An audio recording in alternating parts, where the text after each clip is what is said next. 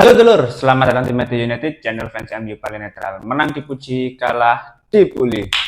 Di video kali ini, seperti biasa, kita akan mencoba untuk membahas beberapa berita terbaru dari Manchester United karena ada update-update baru yang menurutku masih menarik untuk kita bahas bersama. Langsung aja kita masuk ke berita yang pertama. Manchester United akan mengambil keputusan terkait dengan transfer Bryan Mbeumo pekan ini. Brentford menaikkan valuasi mereka mendekati 70 juta pound sterling. United telah menyiapkan beberapa nama pemain sebagai alternatif jika kesepakatan gagal dicapai. Oke, kita akan mencoba untuk membahas mengapa transfer Bryan Mbeumo ke Manchester United terkesan sangat lambat.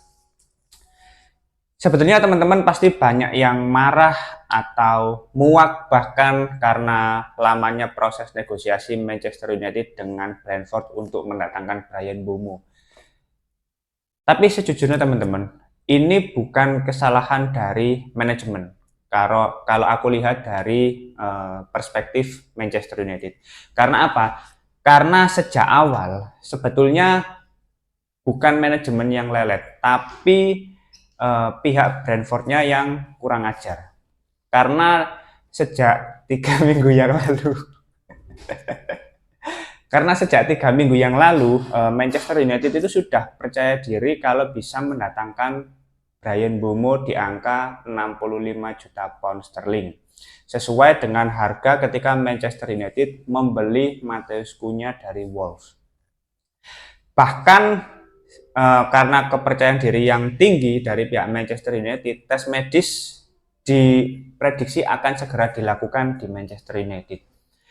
Tetapi ya ketika proses negosiasi sedang berjalan, ya pihak Brentford ini bukan satu-satunya klub yang pernah kurang ajar dengan Manchester United dengan memanfaatkan situasi dari ketertarikan MU terhadap pemain Brentford. Ya, kita sudah memiliki catatan buruk dengan mendatangkan Anthony dari Ajax 100 juta. Terus Rasmus Højlund dari Atalanta sekitar 65 juta. Nah, Brentford akan berupaya untuk memanfaatkan situasi ini dengan menaikkan valuasi secara bertahap. Perbandingannya memang nggak masuk akal ya. Noni Madueke dilepas dengan harga sekitar 55 atau 60 juta. Nah, itu jadi tolak ukur bagi Brentford gitu loh. Sedangkan dari kubu Manchester United, Sir Jim Ratcliffe dan Omar Berada ini nggak mau terpancing dengan tuntutan harga yang diinginkan Brentford. Maka dari itu kedua klub ini saling mempertahankan posisinya masing-masing. Ini yang menyebabkan kesepakatan menjadi sangat lama.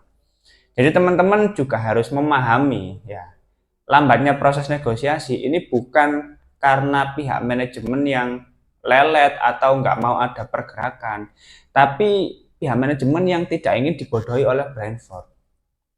Nah, sebenarnya ini bukan hal yang salah juga dari manajemen. Tentu kita sebagai fans ini masih belum terbiasa dengan proses negosiasi yang panjang.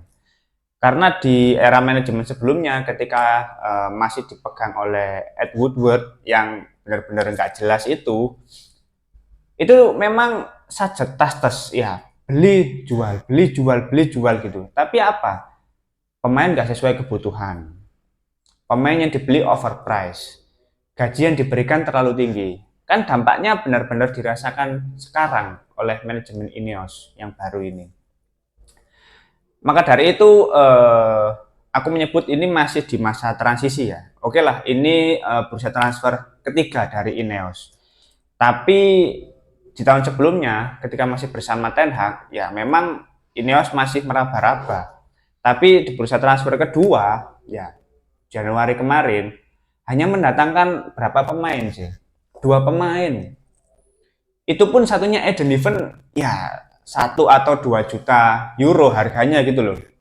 Nggak dihitung mahal kayak pembelian Patrick Dorgu. Ini kan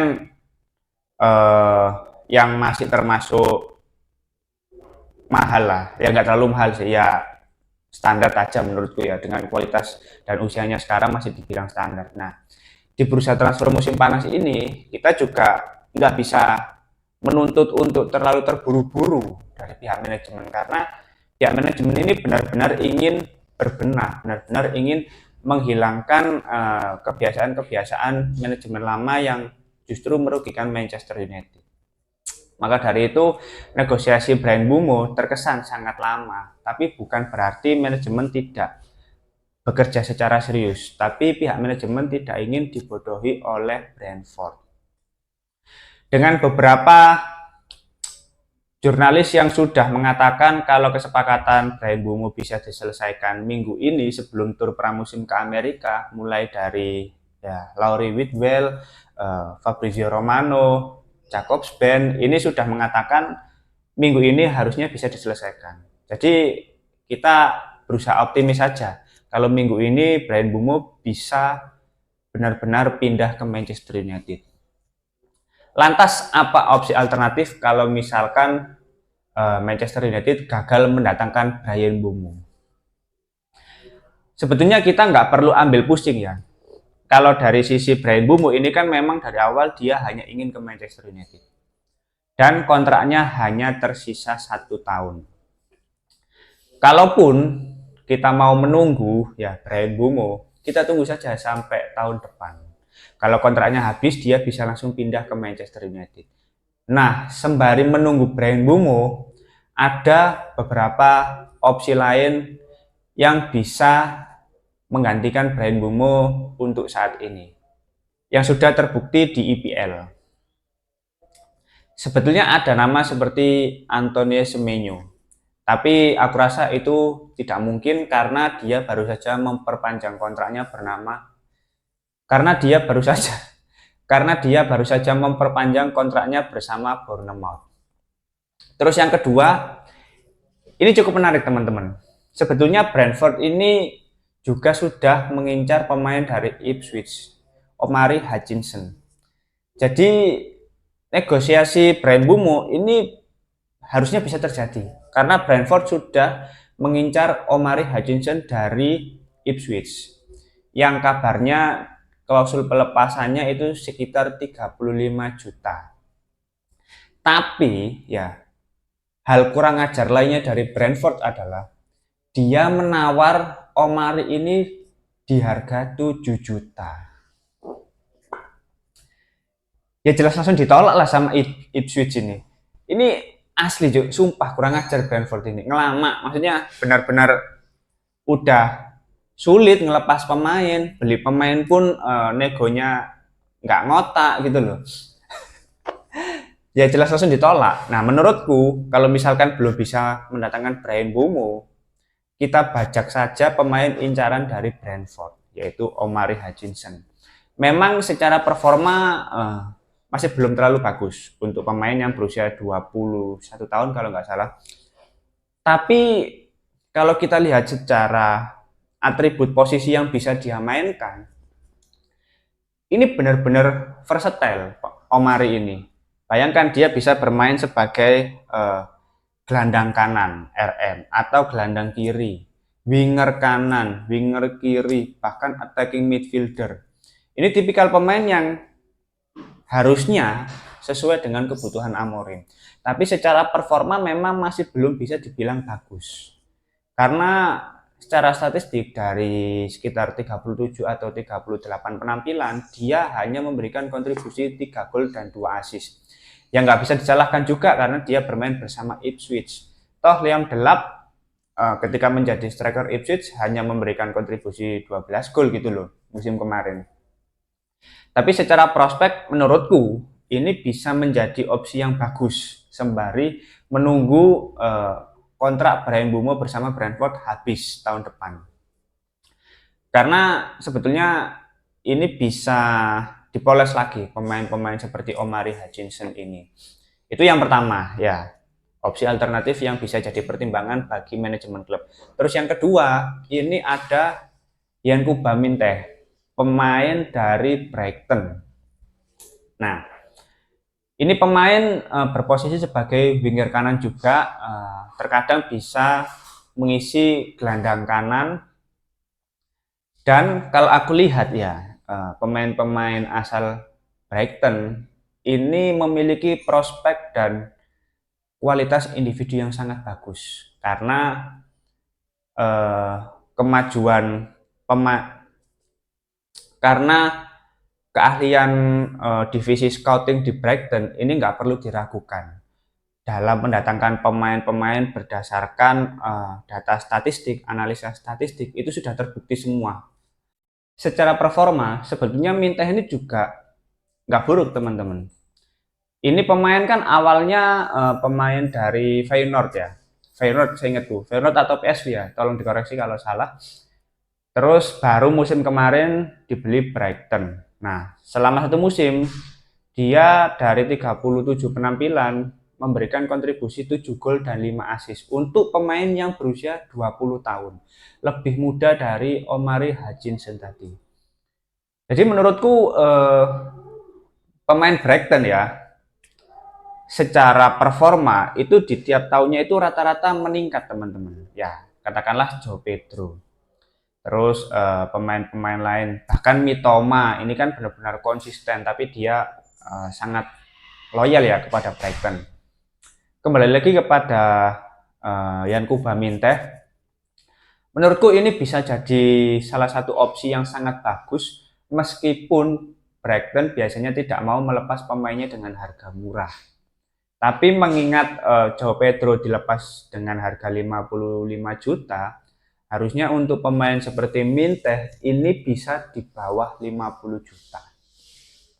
Jadi dua nama ini menurutku bisa jadi opsi alternatif ketika Manchester United gagal mendatangkan Bryan Mbeumo. Yang harus jadi pertimbangan serius kalau ingin menambah kedalaman skuad di Manchester United untuk memulai musim depan dengan lebih baik lagi. Oke, kita masuk ke berita berikutnya. Aston Villa sedang mempertimbangkan langkah untuk merekrut Garnacho. Chelsea dan Tottenham turut memantau situasi saat ini. Ya, sebetulnya kalau kita bahas Garnacho nggak perlu banyak-banyak ya, karena rumornya selalu naik turun dan kalaupun Aston Villa tertarik dengan Garnacho, ya segera lakukan swap deal saja dengan Emiliano Martinez. Karena kabarnya Manchester United sudah melakukan langkah formal terkait negosiasi dengan kubu Martinez. Dan Aston Villa bersedia melepas dengan angka 40 juta pound sterling. Tapi dari sisi Manchester United, optimis bisa menyelesaikan kesepakatan di angka 33 juta pound sterling. Dengan patokan harga seperti itu, menurutku masih terlalu mahal untuk pembelian seorang kiper. Kalaupun bisa dilakukan swap deal, ini akan menjadi opsi yang bagus. Karena sebetulnya tipikal dari Emiliano Martinez dengan Andre Onana ini nggak berbeda jauh. Hanya saja save dan jangkauan tangan dari Emiliano Martinez itu lebih panjang. Karena ya memang dua pemain ini tipikal penjaga gawangnya itu hampir sama. Teman-teman bisa lihat sendiri ya, secara statistik itu nggak berbeda jauh atribut yang dimiliki antara Andre Onana dengan Emiliano Martinez. Maka dari itu dengan adanya swap deal Garnacho dengan Martinez, menurutku ini bisa jadi kesepakatan yang bagus bagi kedua belah pihak. Harusnya Aston Villa pun nambah gitu loh kalau mau mendatangkan Garnacho. Ya tukar Martinez dengan cash 20 juta gitu loh. Itu masih bisa harusnya ya, karena secara usia Garnacho masih sangat muda ya. Secara statistik nggak terlalu jelek juga, dia berpengalaman di Premier League, toh karena itu juga kalaupun pindah dia masih ingin tetap berada di klub Premier League. Oke, kita masuk ke berita yang terakhir. Juventus saat ini telah mempertimbangkan untuk mendatangkan Marcus Rashford. Ya, menurutku terserahlah siapa saja klub yang mau mendatangkan Rashford, entah itu Juventus, entah itu Barcelona, entah itu ya siapapun klubnya, yang penting kalau bisa terjual ya mending terjual gitu loh. Karena ya memang inilah yang mungkin aku pribadi agak males ya membahas ya, karena rumornya nggak pernah ada kejelasan dan belum ada proses negosiasi konkret dari klub yang tertarik untuk mendatangkan Marcus Rashford. Jadi siapapun klubnya menurutku nggak terlalu masalah selama bisa keluar dari Manchester United. Oke, mungkin itu dulu beberapa berita terbaru dari Manchester United. Kalau teman-teman ada opini lain, langsung tulis saja di kolom komentar. Kita akan diskusi santai seperti biasa. Terima kasih sudah menonton video ini. Jangan lupa like, comment, dan subscribe. Salam.